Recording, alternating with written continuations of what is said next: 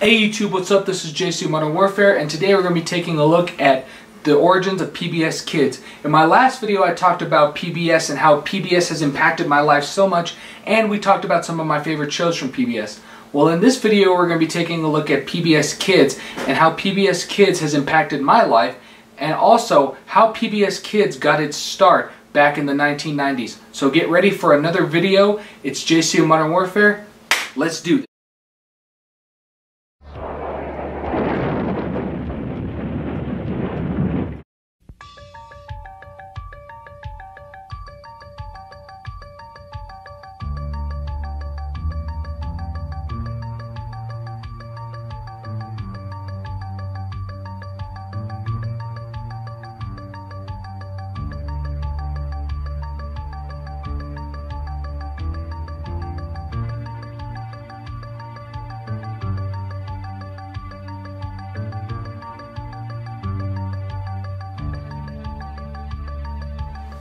Before PBS Kids existed, many of the children's shows such as Mr. Rogers' Neighborhood, Sesame Street, and all the others would normally air just during the regular morning and afternoon segments on PBS. However, PBS wanted to repackage a lot of those shows into a new block known as PTV. So PBS decided to develop a new type of programming in order to have just the children's shows and not just to have, you know, children and adult shows mixed. So then they would have more time on the regular PBS channel to broadcast their regular programming, and you also had the PBS Kids channel, which would broadcast nothing but the kids shows. In September of 1999, PBS Kids launched on 33 member stations, with 19 of them offering the channel as a cable-only service. Throughout the years, PBS has had many different blocks throughout the time, including one called PBS Kids Go, which was a block where they would have shows for older children. So shows like Arthur, Maya and Miguel, Cyber Chase, Postcards from Buster, those type of shows you'd find on PBS Kids Go. In 2005, a new channel was launched called PBS Kids Sprout, which was designed more for the younger children. So with PBS choosing Sprout over its predecessor, PBS Kids went down and was taken off the air in September of that year. And PBS Kids Sprout was launched. And while PBS Kids Sprout kept many of the traditional shows, they didn't have many of the classics like Mr. Rogers, Arthur, and it didn't even have full episodes of Sesame Street, really. So they kind of dropped off a lot of different things. But it was in 2013 that PBS officially dropped its name from the Sprout channel, so now Sprout is just simply known as Sprout. However, in January of 2017, PBS Kids was relaunched again, and even though it didn't have the same classic shows as we all know, it still kept many of them like Arthur, Caillou, and even Sesame Street and a few others. But still, I'm so glad to have PBS Kids back on the air again. Even if it's not the same format, it's still bringing the quality educational programming that it always has been dedicated to bringing. And that's what makes PBS Kids so iconic as well. PBS Kids is not just a channel where shows are broadcasted and they're all just for entertainment purposes, just to entertain young children. They also bring educational qualities like teaching kids how to add, subtract. With Mr. Rogers, you learned about everyday challenges in life, and you also learned about the different things that people come into in life. And also Mr. Rogers tackled fears such as going down the bathtub drain, and then you have Sesame Street, which taught you pretty much everything. It taught you about how to count, where you had the count, and you have many other different things. So that's a great thing about PBS programming as well. It's fun and educational.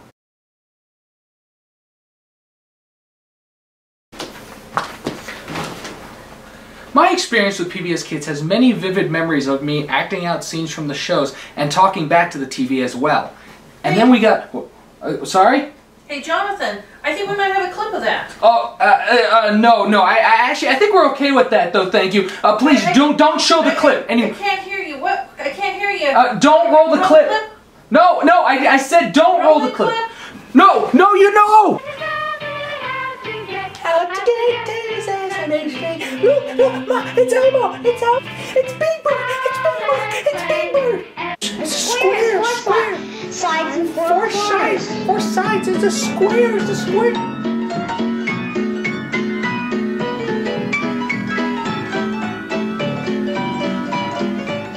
at all those animals. I've always wanted to have a neighbor just like you. I've always wanted to live in a neighborhood with you. So let's make the most of this beautiful day. Hey, hey, what a wonderful country day. Hey, what a wonderful country day. Hey, what a wonderful country day. Hey, Hey, DW! Okay, folks, after that, I think I'm just gonna go bury myself in the backyard. Hey, Thomas, let's go. Come on, give me a hand. Anyways, I think that video pretty much spoke for itself, so that was my experience with PBS Kids. So now I'm gonna give you a little bit of a rundown of my top 10 favorite PBS Kids shows. And the reason I'm gonna do this is because I want to help get those shows exposed and get people who may not know about these shows to understand what these shows really meant to me and to many other people in this world. And also, it's a good tool, especially if you're trying to figure out what to expose your kids to and how to expose them to quality educational programming. Here you go. Top 10 favorite PBS Kids shows. Let's get started. Dragon Tales. Now, Dragon Tales was one of those shows where I could just sit down and lose my mind to it. Like, it was one of those shows where you go to a fantasy place and you can just do whatever you want. That was the cool thing about Dragon Tales. It was these kids who pretty much would just hold a dragon scale and say, I wish with all my heart to fly with dragons in a land apart and be transferred to a place called Dragonland where they could hang out with cool dragons who would always want to do things with them and would always just be really cool. And I really like that because it's just like something you could lose yourself to and something you could just be, you know, you can just do whatever you want there. And that was the cool thing, you know, there were no really any rules. I mean, yeah, it did help with learn about how to be a good friend and how to do things right and etc, etc. But I just like the fact that you could go to some place and not have to worry about anything else, and then when you get back to the real world, you're ready to get back to life. Theodore Tugboat. Now, Theodore was one of those shows that my mom would just record for me, and I just watched it, and I surprisingly fell in love with it. Theodore Tugboat centers around a group of tugboats at a place called the Big Harbor. The show is hosted by Denny Doherty, who was one of the singers of the famous band The Mamas and the Papas. And the show pretty much just centers around different stories that he tells, and the whole thing is basically there's always like a moral behind the story. So he'll sometimes tell a story about the time when Theodore had to pull a barge and maybe he was impatient or whatnot, and because of his impatience he had to learn the hard way and he had to get punished for it or whatnot. But in the end there's always the moral of don't be impatient, don't be rude, always be there for your friends, make sure you do the right thing. I think there's even one of them where it says you don't always have to tell everything going on. I think it's like he's a tattletale, and things like that. And that was the cool thing about Theodore, was it taught morals of life, and it was kind of cool to see tugboats in a big harbor who kind of would talk to each other and whatnot. And it was an interesting concept. I mean, it was a little bit similar to JJ the Jet Plane, but at least you didn't have a whole big face smiling at you the whole time. That looked scary as Caillou. So Caillou, I'll admit, I grew up with that show. I know Caillou's an annoying little kid. I know Caillou does a bunch of weird things, especially in the YouTube poops that people make on YouTube. But when I was young, you know, Caillou was that one show, you know, every 4-year-old could kind of relate to. Now, I'm sure at that age, you might not know what that means or whatnot. And I'm not trying to be rude or unkind, but even I didn't know what that was at that age. I didn't know what relating to somebody meant, but in a sense, now that I think about it, thinking back on my childhood, when I was 4 and 5, which are years I barely remember, I do kind of relate to Caillou and his buddies. And Caillou was just an ordinary little kid who just pretty much enjoyed life. The only thing I didn't like about Caillou, and I especially picked up on this as I grew up, was it was way too happy. Whenever Caillou would spill something or he would. I remember there was one episode where he slipped. He had eggs in his hand. He slipped, and his dad says, "You should have told me if you wanted scrambled eggs or something like that." And then Caillou says, "Oh, I'm sorry. It's not my fault." And then his dad goes, "I know, it was an accident." Well, I can tell you pretty much from this, yeah, my parents would have forgave me later, but they would have been pretty mad about the fact that I wasted good eggs. Especially on the first go-around, too. Zaboomafoo. Now, there's just something interesting about animals and the Kratt Brothers that just really pulls me in for some reason. Maybe it's due to the fact that they actually made learning about animals fun. And he also had that lemur, which was Zabu, which I thought was kind of cool. And it was just one of those shows that, you know, I could go to, learn about different kinds of animals, and just come out incredibly amazed. They also added some humor and some good laughs to it as well. Wait, that's the same thing, but whatever.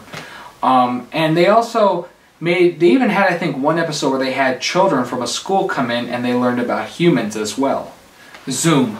Now, Zoom was kind of an interesting show. I mean, it was one of those shows where kids themselves would, you know, come on and they would talk about not just everyday things, but just everyday activities that you could do. They even had segments where they would bake themselves and they would teach you how to do different things. And I'm sure any of you who grew up with Zoom can remember the intro song.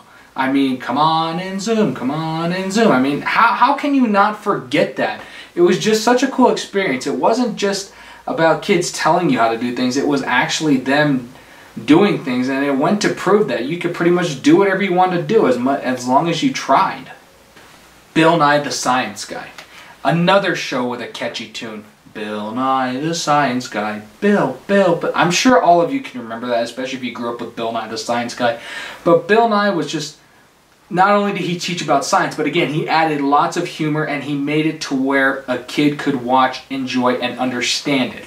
And that was the thing I loved about Bill Nye the Science Guy. He was just such a cool person, and of course he's still around to this day doing crazy things, and you know, his show was just incredible. I mean, I learned a lot about science through Bill Nye as well. I know on the last one I said Nova was my go-to for biology. Well, Bill Nye was my go-to for science throughout all of elementary school. So, thank you, Bill Nye. Very helpful. Reading Rainbow. Now, Reading Rainbow was a really cool show where I learned about so many different things, not just throughout history, but just throughout life. And they even went as far as to talk about things like mummies, 9/11, and just a bunch of different things like that. Because I remember the Tin Force, they talked about how a community came together of school children and thanked everybody around them for taking care of them when 9/11 happened. And I also remember on another episode of Reading Rainbow, which was Mummies Made in Egypt, LeVar Burton talked about mummies, and they showed exactly how a mummy could be identified through modern technology.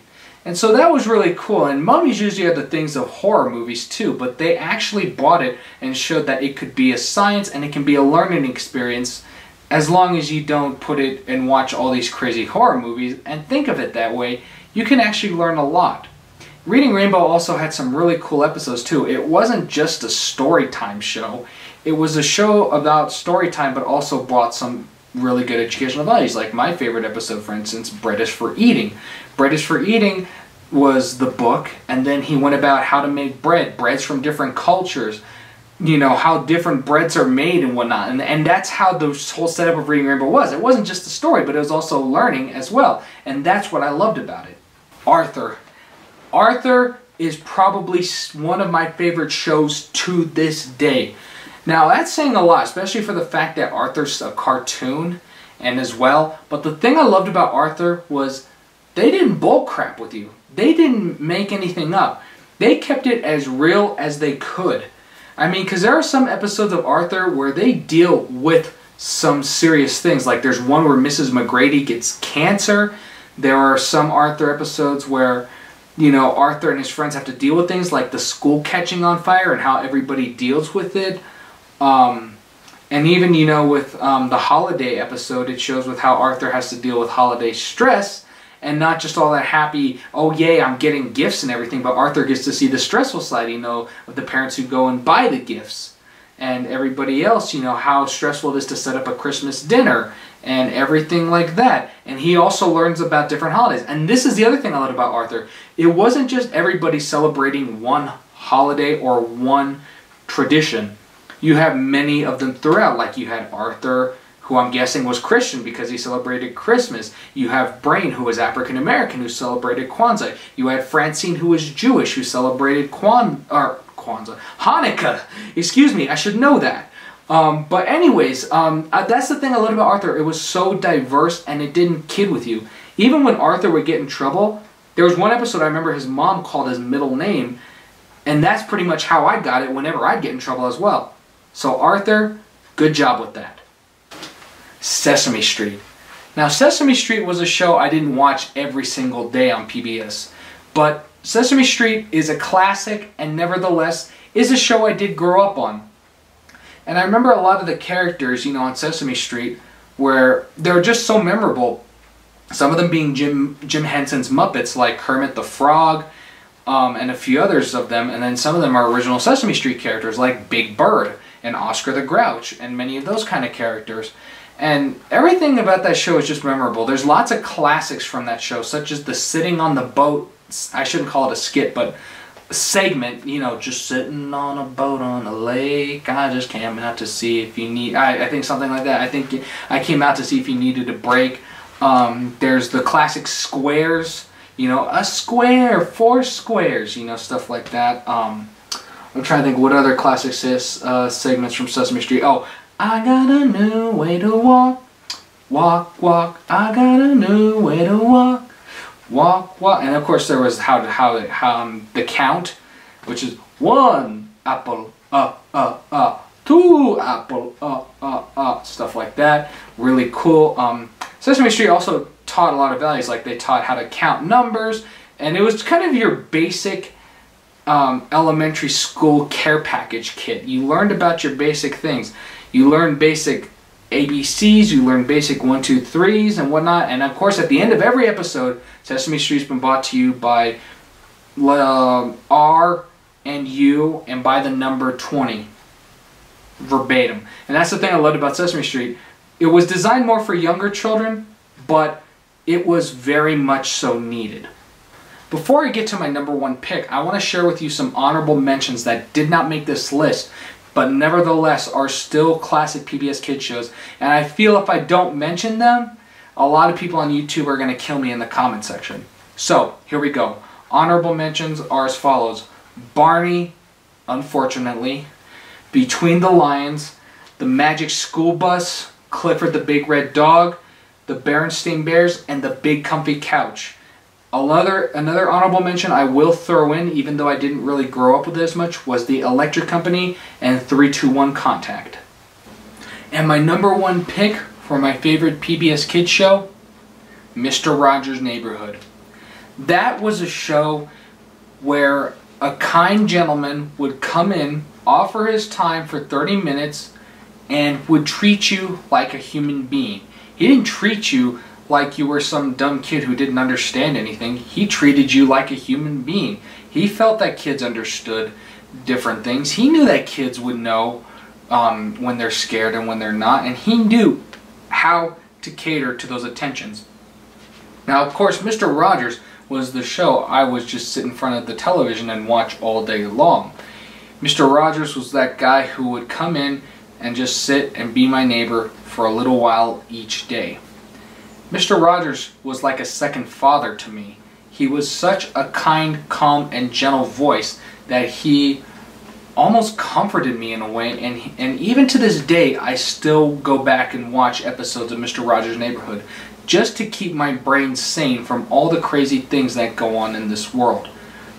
The other thing that I love about Mr. Rogers is it's not just all set in his little home, but he takes you out to like different field trips almost, to different places so you can learn about different things. He also has, of course, the picture in which the delivery man, Mr. McFeely, would bring him a tape and they'd watch like how people make bass violins, which is the double bass, of course, how people make erasers, how people make vacuum cleaners, and I think he even did one on how people make the traffic lights that he has in his home, the famous traffic light. And The other thing I found so cool about Mr. Rogers' Neighborhood was, of course, the neighborhood of make-believe. He didn't just keep you in the house. You get the trolley and you go to the neighborhood of make-believe, and anything could happen in make-believe, but it always stayed fresh and calm, and, you know, it wasn't off the crazy charts, you know. And speaking of Mr. Rogers' Neighborhood, actually, in my one video that I recently did, which was a tribute to George Romero actually did some camera work for Mr. Rogers in his early days. Now, when George Romero was first starting out, before he made Night of the Living Dead, before he made Dawn of the Dead, and all that stuff, he worked as a cameraman on the show, and I think the name of the episode that he did it was called Mr. Rogers Gets a Tonsillectomy. Now, I'm confused on if this show even existed because I can't find it anywhere. But I'm not doubting it because I've read about it all over the place. But I just want to know, is this a real show? If anybody knows about this, please let me know, because, no offense, but that just doesn't sound like a good title for a Mr. Rogers show. I mean, yeah, Mr. Rogers does go to the dentist in one episode, and yeah, he does have to get a shot in one episode, but getting a tonsillectomy, that's kind of a hard one to think about. So I'd have to see this one to believe it. Not saying, not trying to discredit George Romero or anything. I'm sure the episode did take place. I just want to see it, and I just haven't been able to find it anywhere. So if anybody could help me out, that'd be great. But otherwise, Mr. Rogers was probably one of the most kind-hearted, gentle people I've ever come to know.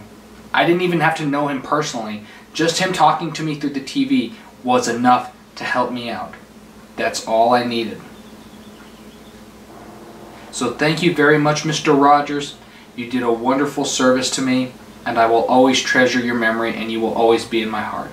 Thank you.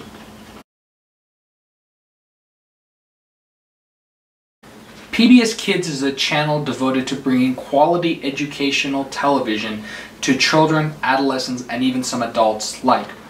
Many of these shows actually started long before PBS Kids even launched, and some even before PBS itself launched, like Mr. Rogers and Sesame Street started in the 1960s, which is just crazy to think about.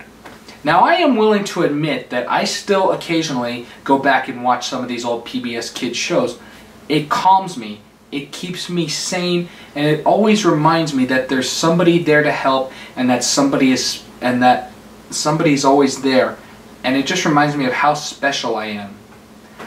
I just wanted to take a moment to share with all of you watching this video.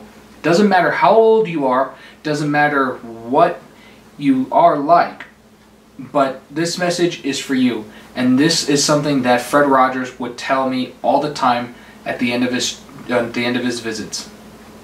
And he would say, "You've made this day a special day by just your being yourself. There's only one person in this whole world like you, and that's you. And no one will ever take that away from you, and nobody ever will be the same exact like you. And people can like you exactly as you are. And I know I do." Thank you for watching. I hope you enjoyed this video, and until next time, peace out.